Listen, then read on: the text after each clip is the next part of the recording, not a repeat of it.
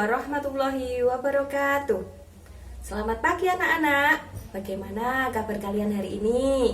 Ibu harap kalian dalam keadaan sehat. Nah, pada pagi hari ini sebelum kita mulai pelajaran, kita berdoa dulu. Berdoa dimulai. Selesai. Nah, anak-anak, pelajaran kelas 6 pagi ini adalah tentang globalisasi. Tema 4, subtema 1, pembelajaran 1 bersama Bu Ike. Nah, tujuan pembelajaran hari ini atau materi yang akan kita sampaikan pada pagi hari ini yaitu tentang peran Indonesia di lingkup ASEAN, yang kedua tentang teks eksplanasi, dan yang ketiga tentang pembangkit listrik tenaga air. Tujuan pembelajaran Ibu sampaikan dalam slide berikut.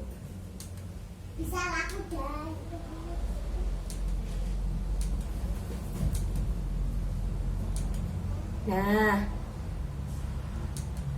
yang selanjutnya tentang globalisasi. Siapa yang tahu apa itu globalisasi? Kalian sudah mendengarkan? Sering mendengar tentang globalisasi?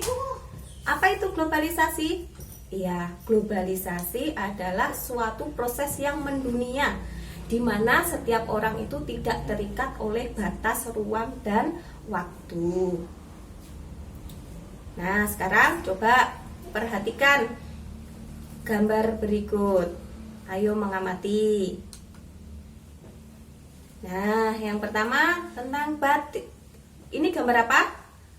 Gambar batik. Iya, betul. Yang kedua, ya, betul. Mobil mewah. Yang ketiga, arloji. Ya, betul. Nah, gambar-gambar tersebut atau barang-barang tersebut itu berasal dari berbagai wilayah di dunia. Tapi sudah mudah kita dapatkan di Indonesia. Nah, karena itu adalah pengaruh globalisasi. Iya, betul. Nah, kita yang kedua yaitu pengaruh globalisasi. Ada yang positif dan ada yang negatif. Yang positif itu yang membuat kita mudah memanfaatkannya. Yang pertama, beragam produk luar negeri dapat kita temukan dengan mudah. Ya, yang kedua, kita mudah berkomunikasi dengan orang-orang di sekitar kita tetapi yang berada di luar negeri atau di luar negara. Yang ketiga, memudahkan kita melakukan promosi, misalkan kita berjualan. Tetapi pengaruh globalisasi itu juga ada pengaruh negatifnya, yaitu banyak penipuan melalui sosial media atau sosmed. Dan yang kedua, pengaruhnya yaitu lunturnya budaya dalam negeri karena pengaruh budaya luar. Nah, itu tadi pengaruh globalisasi. Pengaruh globalisasi juga memudahkan Indonesia juga bekerja sama dengan negara-negara di wilayah ASEAN. Nah, kerjasama. Apa itu kerjasama ASEAN? Ya, kerjasama di lingkup negara-negara ASEAN yang meliputi pendidikan, kebudayaan, ekonomi. Nah, bentuk kerjasama ASEAN itu ada dua, ASCC dan ASCC Blueprint. Sekarang, untuk memperdalam tentang globalisasi di wilayah ASEAN, kalian bisa mengerjakan LKPD yang sudah Ibu kirim. Nah, untuk materi selanjutnya, kita membaca tentang teks eksplanasi. Apa itu teks eksplanasi? Kalian tahu? Iya, betul. Teks eksplanasi itu teks yang berisi penjelasan-penjelasan tentang fenomena alam maupun sosial yang berada di lingkungan kita, kehidupan kita sehari-hari. Nah, ada bagian-bagian teks eksplanasi. Kalian tahu bagian-bagian teks eksplanasi itu apa? Iya, betul. Yang pertama adalah pernyataan umum.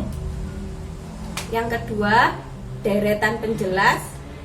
Yang ketiga adalah interpretasi. Nah, untuk memahami tentang teks eksplanasi, kalian bisa mengerjakan LKPD yang telah Ibu kirim. Nah, selanjutnya tentang PLTA, pembangkit listrik tenaga air. Sekarang kalian amati video yang telah Ibu siapkan. Energi listrik dengan cara memanfaatkan aliran dari air yang kemudian diubah menjadi energi listrik melalui putaran turbin dan generator. Sistem yang sangat sederhana dan yang paling penting adalah ramah lingkungan.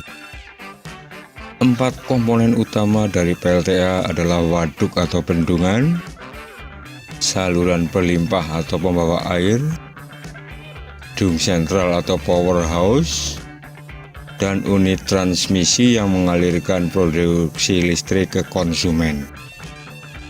Bentuk utama dari pembangkit listrik jenis ini adalah motor yang dihubungkan ke turbin yang digerakkan oleh tenaga kinetik dari air. Pembangkit listrik tenaga air bekerja dengan cara mengubah energi potensial air dari bendungan atau air terjun menjadi energi mekanik dengan bantuan turbin air.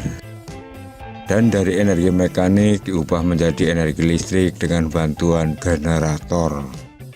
Bendungan berfungsi menaikkan permukaan air untuk menciptakan tinggi jatuh air. Selain menyimpan air, bendungan juga dibangun dengan tujuan untuk menyimpan energi. Intake adalah pintu air yang berguna untuk memasukkan aliran air menuju turbin melalui pipa pesat. Pipa pesat adalah saluran pipa air yang menuju ke turbin. Nah, di dalam pipa ini tekanan air akan naik. Turbin berfungsi untuk mengubah energi potensial menjadi energi mekanik. Air akan memutar sudut-sudut dari turbin sehingga turbin berputaran. Perputaran turbin ini kemudian dihubungkan ke generator. Generator yang terhubung ke turbin dengan bantuan poros dan gearbox memanfaatkan perputaran turbin untuk memutar kumparan magnet dalam generator, sehingga terjadi pergerakan elektron yang menghasilkan arus AC. Trafo digunakan untuk menaikkan tegangan arus bolak-balik agar listrik tidak banyak terbuang saat dialirkan melalui transmisi. Trafo yang digunakan pada bagian ini adalah trafo step up. Transmisi berguna untuk mengalirkan listrik dari PLTA ke rumah-rumah atau industri. Nah, anak-anak, demikian tadi video tentang pembangkit listrik tenaga air. Bagaimana cara menghasilkan energi listrik dari pembangkit listrik tenaga air.